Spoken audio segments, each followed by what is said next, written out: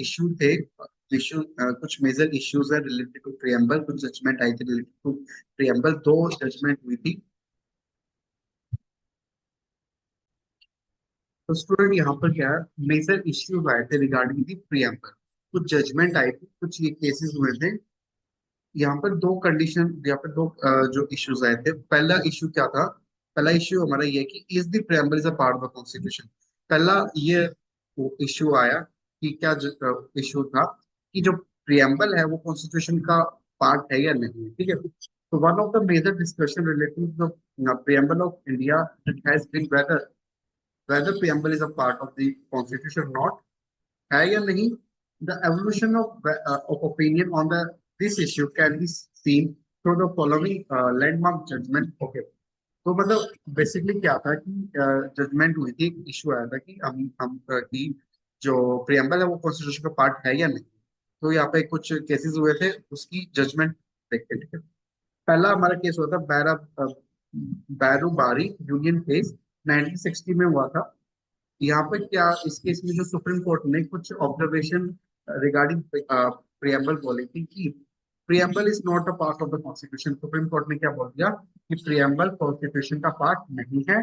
और सिंस जो preamble serve as a key to the mind of our constitution maker, some assistant in the interpretation, any ambiguity in the constitution can be taken from the preamble। यहाँ पे क्या बोला था कि जब हमारा कॉन्स्टिट्यूशन बन रहा था तो हमारे कॉन्स्टिट्यूशन मेकर ने क्या प्रियम्बल को अपने माइंड में रखते हुए कॉन्स्टिट्यूशन को फ्रेम किया था, ठीक है। और यहाँ पे क्या है कि सम असिस्टेंट इन इंटरप्रिटेटिंग, यहाँ पे आप इंटरप्रिटेट कर सकते हो हमारे कॉन्स्टिट्यूशन को, ठीक है। और वो कॉन्स्टिट्यूशन का can be taken from the preamble, ठीक है। प्रियम्बल से कॉन्स्टिट्यूशन, बेसिकली जो कॉन्स्टिट्यूशन था वो पूरा क्या है, हमारा कॉन्स्टिट्यूशन है। प्रियम्बल बेसिकली उसका क्या है, एक समराइज टेक्स्ट है, ओके। और यहाँ पे क्या बोला, जो कॉन्स्टिट्यूशन की जो प्रियम्बल की पोजीशन है इस जजमेंट के बाद क्या आई, क्या निकल के कि जो प्रियम्बल है वो कॉन्स्टिट्यूशन का पार्ट नहीं है। और इससे क्या और हम क्या हमारे कॉन्स्टिट्यूशन में इंटरप्रिटेशन यहाँ से कर सकते हैं, ओके। तो पहला पैराबोनी यूनियन केस में था 1960 में। यहाँ पे ऑब्जर्वेशन, इसमें क्या कंडीशन, इसमें क्या ओपिनियन आया, क्या इश्यू था कि जो प्रियम्बल को हम कॉन्स्टिट्यूशन का पार्ट समझे या नहीं। तो जजमेंट आई थी कि प्रियम्बल को हमें अपना कॉन्स्टिट्यूशन का पार्ट नहीं समझना है। फिर केशवानंदा भारती केस है, ये फेमस केस है, 1973 में आया था। इस जजमेंट में सुप्रीम कोर्ट ने अपनी स्टेटमेंट को रिवर्स कर दिया, मतलब उल्टा कह दिया। मतलब कि अब जो हमने पहले बोला था कि प्रियम्बल जो कॉन्स्टिट्यूशन का पार्ट नहीं है, यहाँ पे जो सुप्रीम कोर्ट ने क्या बोला, the preamble of Indian constitution now will be considered as a part of the constitution. मतलब प्रियम्बल है वो कॉन्स्टिट्यूशन का पार्ट है। और साथ साथ में एक इंपॉर्टेंट रोल प्ले करता है कि कैसे हम जो हमारा जो कॉन्स्टिट्यूशन के स्टेटस है उसको इंटरप्रिटेट कर सकते हैं, where is where is promise. I hope it is clear to you. फिर LIC ऑफ इंडिया केस 1995 में हुआ था। यहाँ पे सुप्रीम कोर्ट ने दोबारा से क्या बोला था कि वंस अगेन, सुप्रीम कोर्ट ने क्या बोला था यहाँ पे कि जो प्रियम्बल है वो क्या है, एक इंटीग्रेटेड पार्ट है हमारे कॉन्स्टिट्यूशन का, ठीक है। जो प्रियम्बल है वो एक इंटीग्रेटेड पार्ट है हमारे कॉन्स्टिट्यूशन का। और इसको हम, और it can, but it can not be directly enforce in a court of justice in India. पर हम इसको क्या है, डायरेक्टली इन्फोर्स नहीं कर सकते, ओके। और फिर हमारा कॉन्स्टिट्यूशन, फिर हमारा सेकंड इश्यू निकल के आया कि क्या हम प्रियम्बल को अमेंड कर सकते हैं। अमेंड का मतलब कि क्या हम उसमें चेंजेस ला सकते हैं। तो another important discuss relating to the preamble of the Indian constitution, whether the preamble can be amendment और नॉट अंडर आर्टिकल 368। अब आने वाली क्लास में जो हमारा अमेंडमेंट है पूरा टॉपिक है, उसके बारे में हम डिस्कस करेंगे। वो आर्टिकल 368 बोलता है, अमेंडमेंट की पावर देता है, ये कर सकते हैं नहीं कर सकते। The evolution of opinion on this issue can be seen through the following landmark development, okay। ठीक है। जो केशवानंद भारती केस थी 1973 में आया था। यहाँ पे क्या, इस केस में क्या बोला था, सुप्रीम कोर्ट ने बोला था कि प्रियम्बल है हमारे कॉन्स्टिट्यूशन का पार्ट है और उसको हम amend, can be amend subject to condition that no amendment done to the basic structure of doctrine, okay। यहाँ पे ये निकल के आया था कि अब प्रियम्बल को अमेंड नहीं कर सकते। प्रियम्बल में, प्रियम्बल को अमेंड कर सकते हो पर प्रियम्बल का जो बेसिक स्ट्रक्चर है ना, आप उसको, सॉरी, आप उसको अमेंड नहीं कर सकते, ओके। यहाँ पे क्या निकल के आया कि जो हमारा कॉन्स्टिट्यूशन का बेसिक स्ट्रक्चर है ना, जो बेसिक मतलब मूल ढांचा है ना, उसको आप चेंज नहीं कर सकते। ओके, तो यहाँ पे निकल के आगे जो हमारा बेसिक स्ट्रक्चर डॉक्ट्राइन आप आएगा, जो हमारा ये अमेंडमेंट की अमेंडमेंट के चैप्टर पढ़ोगे कि बेसिक स्ट्रक्चर डॉक्ट्राइन क्या होता है। मैं आपको भी सिंपल बताता हूँ कि जो हमारा बेसिक स्ट्रक्चर है ना प्रीएम्बल का, आप उसको चेंज नहीं कर सकते, बट आप चेंज कर सकते हो। और यहाँ पे क्या है, अमेंडमेंट टू द पार्लियामेंट आया था, हुई थी हमारी अमेंडमेंट, हुई थी हमारी पार्लियामेंट में, आपको याद है स्टूडेंट, जिसको हम 42 second amendment mini constitution amendment बोला जाता है। यहाँ पे क्या होता है, यहाँ पे प्रियम्बल को अमेंडमेंट किया गया था एक बार। 42 कॉन्स्टिट्यूशन अमेंडमेंट आई थी 1976 में, और ये अमेंडमेंट और किसके रिकमेंडेशन पे आई थी, सरदार स्वयं सिंह कमेटी से आए थे। और यहाँ पे तीन नए शब्द हमने ऐड किए थे, सोशलिस्ट, सेकुलर और इंटीग्रिटी।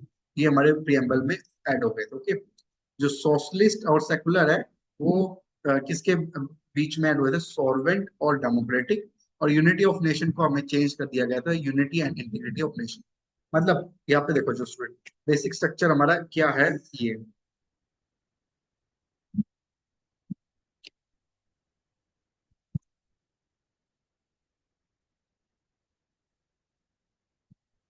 देखो बेसिक स्ट्रक्चर ये है, वी द पीपल ऑफ, ये हमारा बेसिक स्ट्रक्चर। ओके, ये हमारा बेसिक स्ट्रक्चर है। ओके, कॉन्स्टिट्यूशन का यहाँ पर ये बेसिक स्ट्रक्चर है। ओके, इसको हम अमेंड नहीं कर सकते।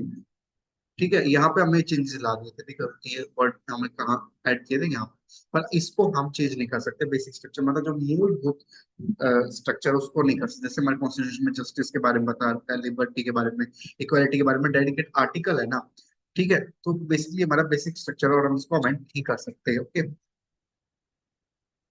The preamble of the Indian constitution जो है बेसिकली हमारा एक फाउंडेशन डॉक्यूमेंट है, और हमें गाइड करता है, एक हमारे गाइडिंग लाइट है। ठीक है, और ये हमारी आउटलाइन है, और साथ साथ में हमारा ये बेसिकली ऑब्जेक्टिव है हमारे पूरा संविधान का। बेसिकली उसके बारे में बताता है कि जो हमारे, अगर आप पीएम जो हमारे कॉन्स्टिट्यूशन वो बुक है वो बहुत बल्कि है। आप अगर कॉन्स्टिट्यूशन पढ़ना चाहो तो एक प्रियम्बल पढ़ सकते हो। प्रियम्बल में you can get get can you get an idea कि हमारे कॉन्स्टिट्यूशन में क्या क्या लिखा हुआ है। साथ साथ में एक डिक्लेरेशन है, एक्ट है, और साथ में एक फाउंडेशन हेड है, विजडम।